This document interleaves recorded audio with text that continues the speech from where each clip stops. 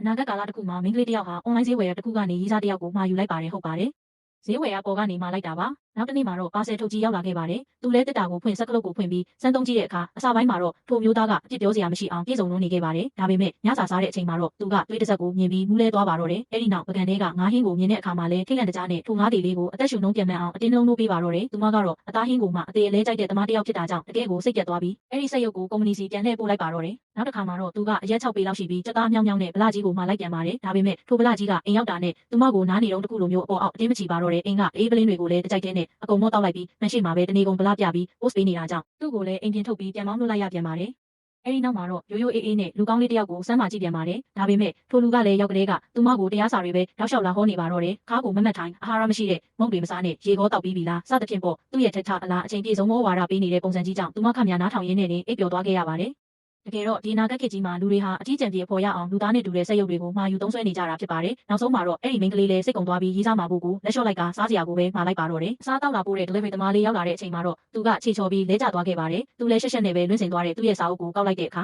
အဲ့ဒီစာအုပ်ကသူမအနှစ်သက်ဆုံးဖြစ်တဲ့စာအုပ်တစ်အုပ်ဖြစ်နေပါတော့တယ်။